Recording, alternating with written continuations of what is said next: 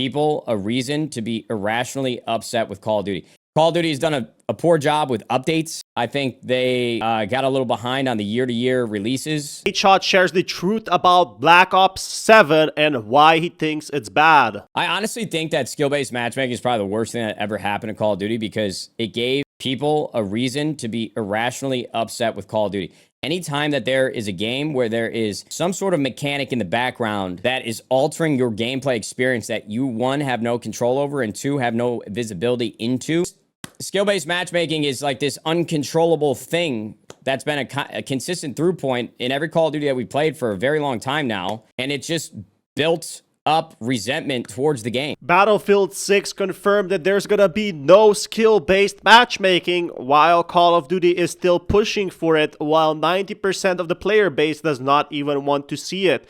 Nadeshot is very vocal about this with how many cheaters there are in game and what exactly is happening with SBMM. Smash that like button if you guys haven't already, and it seems like that skill-based matchmaking will be for also Battlefield 6, but will be different per game mode. So that is something they are listening for, and something that, you know, Call of Duty really needed years of development to actually see the truth about it. I definitely see a very big problem at this point with Call of Duty by not listening to its community. Now it's starting to show in terms of their sales going off. So what is next? Even content creators are mad about it. The dislikes to likes ratio are absolutely horrific, and we are finally seeing some changes being made. It has come to the point where SBMM has actually started to affect Call of Duty's player base and their revenue from skins and other transactions. Seems like a lot of content creators are also going to be playing Battlefield 6 because they do not feel comfortable trusting a company that won't listen to them.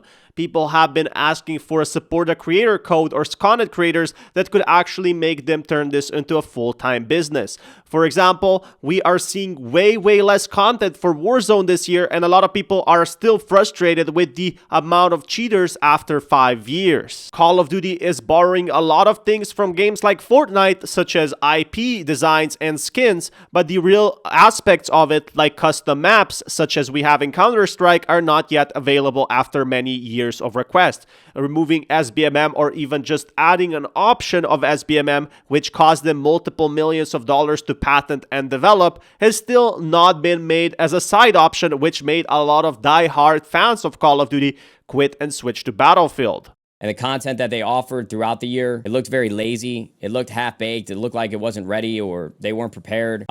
There's been unbelievable amounts of cheating, like we said. I think that's truly like the biggest topic for me. But if you remove those things, I still think Call of Duty is a very fun game to play. Call of Duty Black Ops 7 feels more like a placeholder, when Battlefield 6 looks like more of a game with much love. Even Nadeshot is frustrated with the lack of content and no reason to actually play Warzone this year if there's not going to be anything new to play it. People are getting sick of the same old maps, and they're getting sick of the stale old content. The new only thing in Black Ops 7 is actually the wall jump feature, which we have seen kind of in Advanced and Infinite Warfare. A wall jump and some new drones are simply not enough for 2025 video game mechanics set into the future, where Battlefield 6 has reworked its entire destruction bit by bit, piece by piece. Black Ops 7 will release on November 14th, while Battlefield has already released, and this means that Battlefield will have the head start